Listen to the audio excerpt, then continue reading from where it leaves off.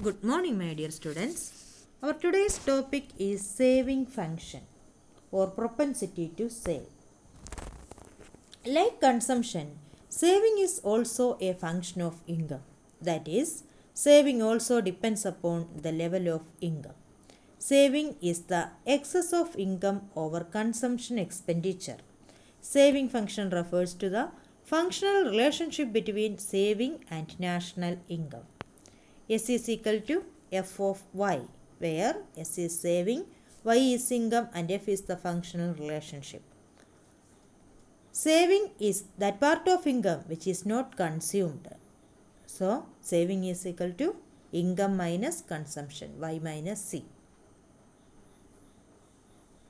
S is equal to y minus c bar plus by because c is equal to c bar plus by. So, the S is equal to y minus c bar minus by. S is equal to minus c bar plus 1 minus b into y, where c bar is the autonomous consumption, b is equal to MBC, and y is the national income. Saving function or propensity to save shows the saving of household at a given level of income during a given time period. Alternatively, propensity to save shows the different levels of saving at different levels of income in an economy. This is the saving function curve. Saving function curve or the saving curve start from point S on the y-axis, indicating that there is negative saving when national income is 0. S has a positive slope which indicates the positive relationship between saving and income.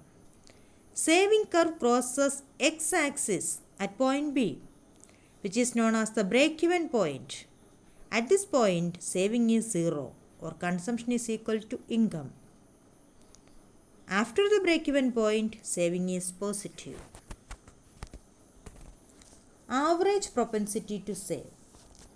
Average propensity to save is defined as the ratio of aggregate saving to aggregate income.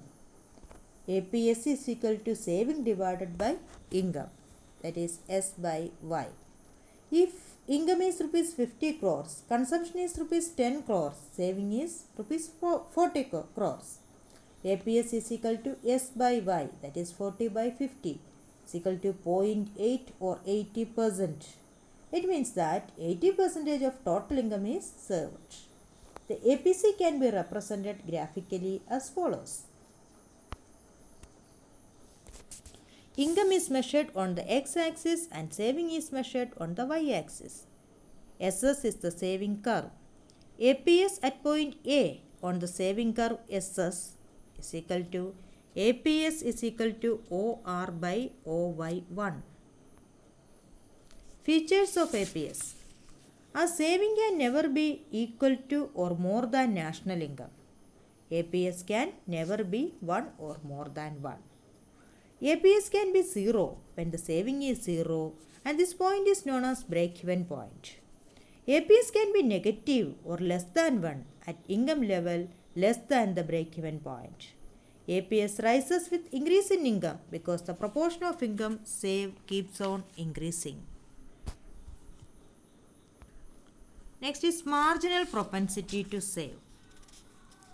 Marginal propensity to save refers to the ratio of change in saving to change in total income. MBS is equal to change in saving divided by change in income, that is delta S by delta Y. If income changes from rupees 50 crore to rupees 100 crore and consumption changes from rupees 10 crore to rupees 30 crore, delta Y is equal to 50 crore, delta C is equal to 20 crore, delta S is equal to 30 crores. MBS is equal to delta S by delta Y, that is 30 by 50 is equal to 0.6 or 60%. It means that 60% of additional income is being saved. This is the graphical representation of marginal propensity to save. Since MBS is equal to delta S by delta Y measures the slope of saving curve, Constant value of MBS means that the saving curve is a straight line. MBS at point A with respect to B, delta S by delta Y is equal to PR by Y1, Y2.